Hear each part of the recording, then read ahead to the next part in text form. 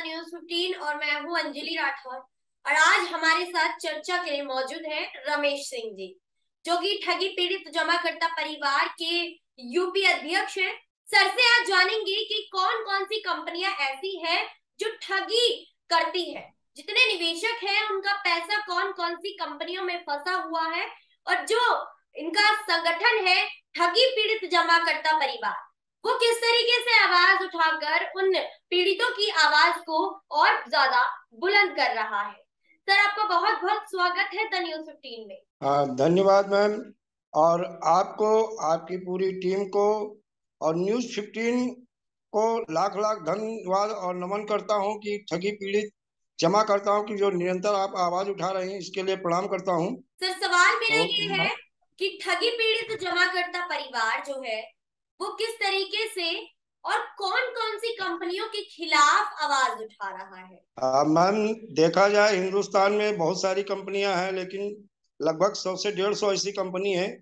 जिनका सारी कंपनियों का नाम तो नहीं बताया जा सकता है। जैसे मान लो सहारा इंडिया है, पीसीएल इंडिया पल्स है, साई प्रकाश प्रॉपर्टी डेवलपमेंट लिमिटेड है, Shri Ram real estate and business solution limited है, जी। समृद्ध जीवन है, आरजी ग्रुप है, और टोगो रिटेल मार्केटिंग है, राधा माधव है, विश्वामित्र है। इस तरह से देखा जाए बहुत सारी क्रेडिट कोऑपरेटिव सोसाइटी, जैसे Chambal Malwa credit cooperative society, Adarsh credit cooperative society, Anant Nidhi credit cooperative society. इस तरह से बहुत सारी अन्य कंपनियां हैं जिनकी लगातार लड़ाई लड़ रहे हैं। और एक ही मिशन है, एक ही उद्देश्य है, जो कि हमारे राष्ट्रीय संयोजक मदन लाल आजाद सर मिशन भुगतान भारत यात्रा में पूरा भारत भ्रमण कर रहे हैं। जी। और उनके साथ कुछ ऐसे डिस्ट्रिक्ट हैं जहां हम भी साथ में रहते हैं। जी। और 21 तारीख को कानपुर, 25 को सुल्तानपुर, 27 को बाराबंकी, 28 को जो है कन्नौज। इस तरह से ये प्रोग्राम लगातार लगे हुए हैं और इन सारी कंपनियों का और ठगों के खिलाफ लगातार हमारे संगठन यानी ठगी पीड़ित जमाकर्ता परिवार तब जब संगठन के माध्यम से आवाज उठाई जा रही है। और एक ही मांग की जा रही है, जो हमारा कानून बना था सन 2019 में, जिसे बोलते हैं शॉर्टकट में बट्स एक्ट, जी। यानी the binding of unregulated deposit scheme act 2019, जिसे हिंदी में अनियमित जमा योजना पाबंदी कानून सन 2019 कहा जाता है। जी। तो काफी ऐसे ठग हैं या ठग के सपोर्टर हैं जिन्हें आप कह सकती हैं कि अभी ठगों की जो है वो कर रहे हैं, चमचागिरी कर रहे हैं। वो इस कानून को लेकर के लोगों को भ्रमित कर रहे हैं। और जबकि पूरे हिंदुस्तान में मैंने बहुत सारे कानूनों का अध्ययन किया, इसके पहले भी बहुत सारे कानून थे। जैसे हर स्टेट में अपना एक लोकल एक्ट होता है, कानून होता है। जैसे मध्य प्रदेश में देखा जाए जमाकर्ता हित संरक्षण अधिनियम 2000 है।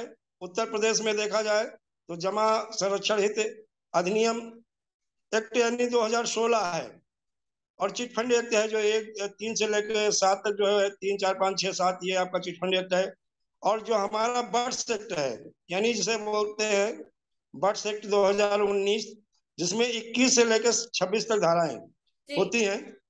और इसके तहत अभी देखा जाए हिंदुस्तान में कुछ ही ऐसे स्टेट है, कुछ ऐसी जगह है जहाँ पे कुछ एफआईआर दर्ज हुई है। बाकी अभी इस पे ना तो जो मतलब सक्षम प्राधिकरण का गठन हुआ, जो सक्षम अधिकारी है, अभी तक उन अधिकारियों को ये नहीं पता कि मुझे सक्षम अधिकारी बनाया गया है। बल्कि सच्चाई ये है, चाहे अधिसूचना पूरे भारत में जारी हो गई है और जो सक्षम अधिकारी हैं उनका वेतन और भत्ता वो लगातार ले रहे हैं, लेकिन उन्हें ये पता नहीं कि हमें सक्षम अधिकारी बनाया गया है। और इस एक्ट का ऐसा प्रावधान है कि जो 180 कार्य दिवस में हर ठगी पीड़ित जमाकर्ता का भुगतान हो सकता है। और ये एक्ट सरकार को भी बाउंड करता है और सरकार की अथॉरिटी को, चाहे वो सेबी हो, चाहे लिक्विडेटर हो, या कोई अथॉरिटी हो, उसे बाउंड करता है और हर पीड़ित जमाकर्ता का 180 कार्य दिवस में भुगतान करा सकता है। तो क्या सर अभी तक इस बर्ड्स एक्ट के तहत किसी भी निवेशक का पैसे का भुगतान हुआ है, चाहे वो कोई सी भी ठगी कंपनी के शिकार में आया हो? जब मैम अभी जो है इसकी अनुपालना ही कुछ जगह, जैसे दिल्ली है, राजस्थान है, मध्य प्रदेश है, उत्तराखंड है, और यहाँ पे 1 2 एफआईआर दर्ज हुई हैं। अभी हमें लग रहा है कि वार्षिक के तहत जो भुगतान का दावा किया जाता है, जैसे पहले एफआईआर दर्ज होती है, इनकी धाराएं लगाई जाती हैं, फिर उसके बाद हम लोग भुगतान का दावा जो है सक्षम अधिकारी के पास पेश करते हैं। तो अभी भुगतान का जो भी दावा पेश किया गया, अभी 3 महीने ही हुए हैं। और इसका कहते हैं जो इस एक्ट को जो न्यायालय नामित की गई है, वो 180 कार्य दिवस में ट्रायल पूरा करके तब भुगतान करती है। अभी 180 कार्य दिवस किसी का हुआ नहीं है मैम। तो किस तरीके से ठगी पीड़ित जमाकर्ता परिवार निवेशकों की आवाज को उठा रहा है और उनके खिलाफ जो हुए अत्याचार है, जो भी उनका पैसा, उनका भुगतान जिनका नहीं हुआ है, उसके लिए कैसे लड़ाई लड़ रहा है? क्या आंदोलन किए जा रहे हैं? क्या लीगल कार्रवाई आपके द्वारा की जा रही है? मैम हम देखिए, सबसे पहली बात है कि आंदोलन तो चल ही रहा है, यानी मिशन भुगतान भारत यह कि आंदोलन नहीं बल्कि एक सत्याग्रह है और हर पीड़ित जमाकर्ता को जागरूक करना, और उन्हें यही हमारा उद्देश्य है। जो पीड़ित कार्यकर्ता है या जमा करता है, इनको जागरूक कर रहे हैं। और जागरूक करने के साथ साथ जो है हम लोगों का जो एक लक्ष्य है, 15 नवंबर 15 लाख दिल्ली जो है जंतर मंतर पे जो है सत्याग्रह होगा, यानी देखा जाए पार्लियामेंट का घेराव किया जाएगा। जी। और इस एक्ट जो अभी तक जो एक्ट पूरे हिंदुस्तान में लागू होगा, जिसकी अनुपालना नहीं हो पा रही, तो उम्मीद यही हम भी करते हैं माननीय प्रधानमंत्री महोदय जी से यही उम्मीद भी करते हैं, हो सकता है सेंट्रल डेटाबेस तैयार करें, और जैसे सेंट्रल डेटाबेस तैयार हो जाएगा, उम्मीद है हर स्टेट में इस कानून की अनुपालना भी सुनिश्चित हो जाएगी। और जो एफआईआर दर्ज नहीं हो रही है अभी थानों में, तो उम्मीद है कि एफआईआर भी इस एक्ट के तहत हर जगह यानी पूरे भारत में दर्ज होना शुरू हो जाएगा। तो कहीं ना कहीं एफआईआर दर्ज ना होना और इस एक्ट के बारे में ना जाना, तो कहीं ना कहीं ये भी हो सकता है कि नॉलेज नहीं है लोगों को इसके बारे में अभी, तो जागरूकता फैलानी पड़ेगी पूरे देश भर में। तो मैम ये तो अभियान चल ही रहा है, लोगों को जागरूक कर रहे हैं, और सबसे बड़ी बात है जो काम सरकार को करना चाहिए वो काम हम लोग कर रहे हैं अपने संगठन के माध्यम से। जी। क्योंकि कहीं ना कहीं चाहे वो कोई कंपनी का मालिक हो, चाहे वो सहारा श्री सुब्रत राय हो, और आप देख ही रही इनके ऊपर, चाहे वो दतिया की पुलिस जो है मध्य प्रदेश से आती है गिरफ्तारी का वारंट लेकर के, यहाँ जो है नोटिस चस्पा करके चली जाती है, और पुलिस के ही संरक्षण, दिल्ली पुलिस के संरक्षण में सुब्रत राय है। चाहे बिहार हाई कोर्ट के आर्डर के बाद वहां बिहार पुलिस आती है, वो भी नोटिस चस्पा करके चली जाती है।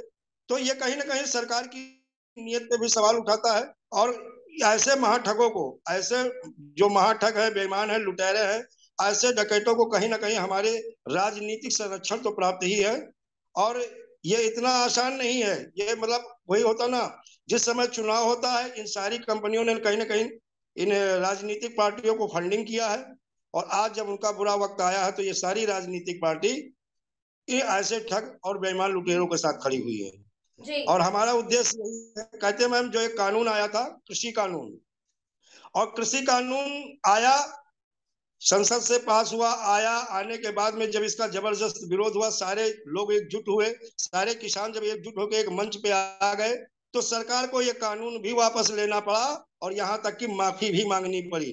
बस यही हमारा उद्देश्य है, ज्यादा से ज्यादा संख्या में हम लोग जो दिल्ली आ रहे हैं, लगभग 15 लाख लोग होंगे, जो कि मतलब सत्याग्रह के रूप में सारे लोग आएंगे शांतिपूर्वक। और उसके बाद उम्मीद ये है कि जब ज्यादा संख्या होगी तो सरकार के ऊपर दबाव भी होगा, हो सकता है इस एक्ट की अनुपालना अति शीघ्र शुरू हो जाए। और अभी तक मेरी जानकारी में लाखों लोग इन कंपनियों में जो पीड़ित कार्यकर्ता थे या जमा करता थे, इन लोगों ने आत्महत्या कर ली है, और ये सरकार को मालूम है। और कहीं ना कहीं सरकार के ऐसे मतलब देखा जाए कि पीड़ित कोई और नहीं है, गरीब है, मजदूर है, किसान है, लेबर वर्क है, और यहाँ तक देखा जाए जो छोटी मोटी दुकान चाय की ठेला वाला लगाते थे, इन लोगों का पैसा, किसी करोड़पति का पैसा नहीं है मैम, इन गरीबों का पैसा है। और कहीं ना कहीं 20 करोड़ से अधिक ठगी पीड़ित जमा करता है, और सरकार इसके लिए ना चिंता कर रही है, ना उन्हें हम तो कहते हैं सरकार अंधी भी हो गई है, बहरी भी हो गई, गूंगी भी हो गई, जो ना सुन रही, ना देख रही, ना बोल रही गरीबों के लिए। तो अब यह है कि हो सकता है 15 नवंबर को सरकार की आंखें खुले और जागे, और इन गरीबों के लिए कुछ एक्शन ले। सर, जैसा कि आप सभी ने हमारे चैनल पे जो सहारा की सीरीज आ रही है उसमें आपने देखा होगा कि सहारा का मुद्दा कैसे गरमाया हुआ है, सहारा के खिलाफ कैसे आंदोलन छिड़ा हुआ है।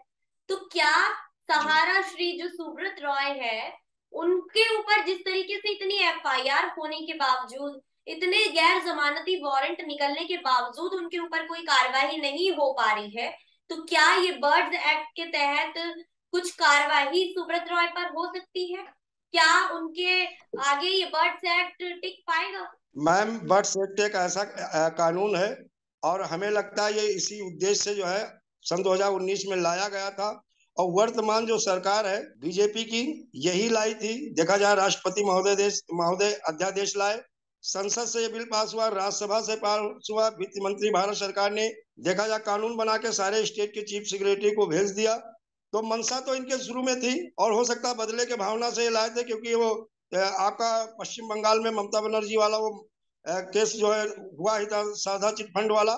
लेकिन उस समय जो भी इनकी मंशा रही हो, लेकिन ये बिल ला करके सरकार भी फंस गई है, क्योंकि इसमें ऐसे ऐसे प्रावधान है, चाहे प्रमोटर हो, चाहे प्रचारक हो जिसने जो है प्रचार प्रसार किया हो, और चाहे कोई नेता हो, अभिनेता हो, क्रिकेटर हो, जो जो इसमें प्रचार प्रसार किया है या प्रमोट किया है, इन सबके खिलाफ इस एक्ट में प्रावधान है एफआईआर दर्ज होना। और यहाँ तक कि कंपनी की प्रॉपर्टी सेल आउट करने के बाद में अगर पीड़ित जमाकर्ताओं का पैसा नहीं पूरा मिल पाता है, तो इन प्रचार करने वाले, प्रमोट करने वाले डायरेक्टर या कोई नेता हो, चाहे मुख्यमंत्री हो, चाहे प्रधानमंत्री हो, चाहे कोई सांसद हो, इनकी प्रॉपर्टी भी अटैच होगी, और अटैच होकर सेल आउट करके भुगतान का प्रावधान है।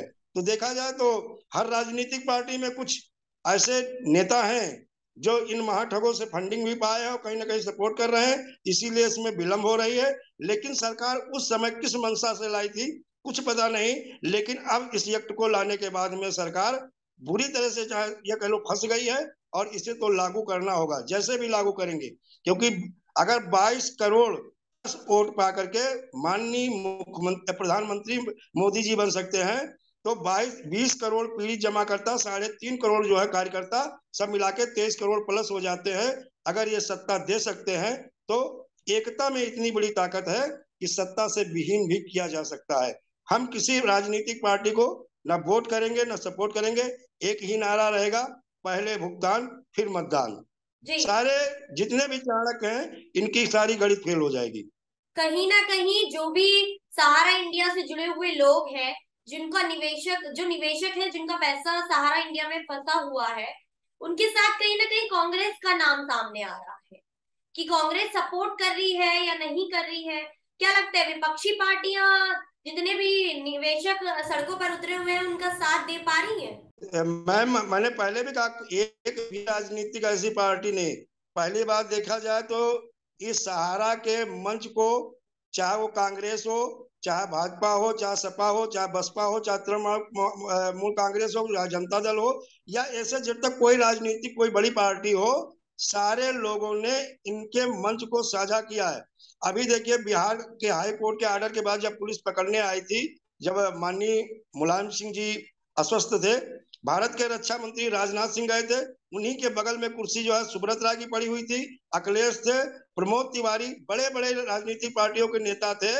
अब बताइए, रक्षा मंत्री बैठा हुआ है जिसके ऊपर 2-2, 250-250 मतलब वारंट चल रही हैं, उसकी गिरफ्तारी नहीं हो रही। तो कहीं ना कहीं राजनीतिक संरक्षण, ये सारी राजनीतिक पार्टियां पीड़ित जमाकर्ताओं की आवाज इसीलिए नहीं उठा रही हैं कि कहीं ना कहीं सहारा ने हर राजनीतिक पार्टी को फंडिंग की है। लेकिन कहीं ना कहीं कांग्रेस का नाम सामने आ रहा है और कहा जा रहा है कि कांग्रेस इनके समर्थन में नहीं है, विपक्ष में खड़ी हुई है, निवेशकों के साथ है और निवेशकों की आवाज को बुलंद कर रही है।